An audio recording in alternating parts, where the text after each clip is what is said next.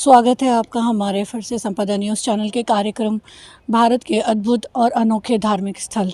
जैसा कि हमारा ये कार्यक्रम हमेशा हर बार हिमाचल यानी देवभूमि से आपके लिए हर बार एक ऐतिहासिक मंदिर लेकर आता है, जिसका कि इतिहास 100 या 200 साल नहीं हज़ारों साल पुराना होता है। ऐसे ही आज मैं पालमपुर के एक ऐतिहासिक मंदिर में आई हूँ जो महादेव जी का है, जिसका इतिहास अर्जुन से जुड़ा हुआ है और गंगा भारती महाराज जी से जुड़ा हुआ है। तो आइए देखते हैं मंदिर मेरे साथ।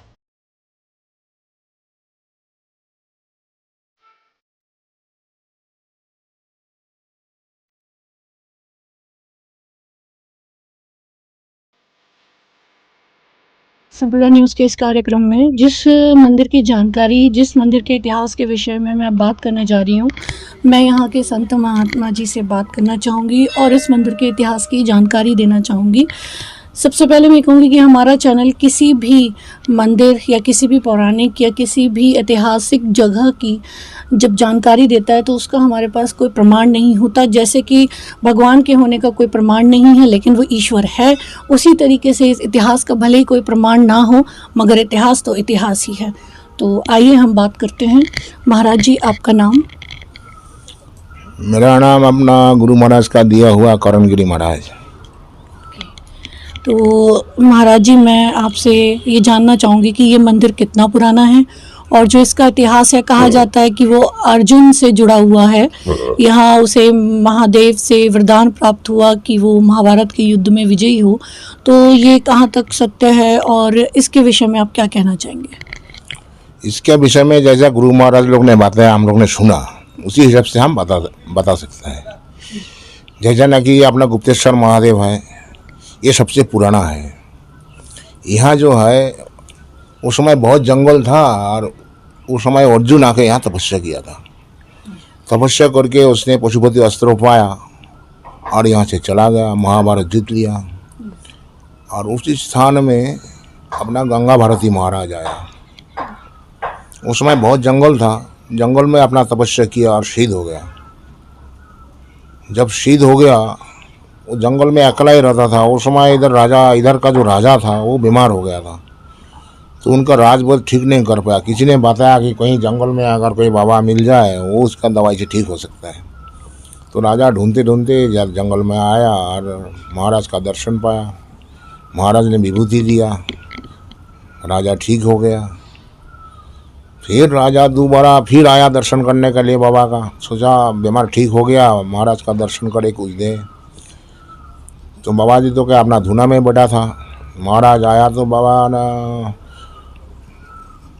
राजा ने सोचा बाबा को कुछ दिया जाए, कि उन्होंने उनका शाल उतार के बाबा को दिया। बाबा ऐसे ही अपना धुना में बैठा था और धुना में ढाल दिया। तो राजा गुस्सा में आ गया, जो हमने चादर दिया और उसको धुना में डाल दिया, बाबा हमारा अपमान कर रहे हैं। तो बाबा समझ गया, राजा गुस्सा हो गया। इसीलिए बाबा ने फिर ऐसे ही चिमटा लिया और धुना से फिर चादर, ऐसा 10-12 चादर निकाल के दे दिया। राजा को बोला, राजा तू अपना चादर ले जो तेरा है। राजा तो अचंभित हो गया। फिर राजा तो बड़ा गिड़गिड़ाया, पाँव पड़ा, फिर बाबा का आशीर्वाद लिया। फिर राजा ने जो है ये जगह जो है बाबा को दे दिया दान में और ये मंदिर बनवा दिया। नीचे जगह कम था इसीलिए ऊपर बनाया। तो जब मंदिर बनाया था उस समय जो है पूरा जंगल था चारों तरफ, इसीलिए मंदिर छोटा सा था। अभी तो बड़ा हो गया, पहले छोटा सा ही था। तो इसका नाम दिया अघंजर। तो अर्जुन आया था इसीलिए आते अर्जुन, घाते घनो, जाते जंगल और रहते रमणीक, ये अघंजर नाम से प्रसिद्ध होगा।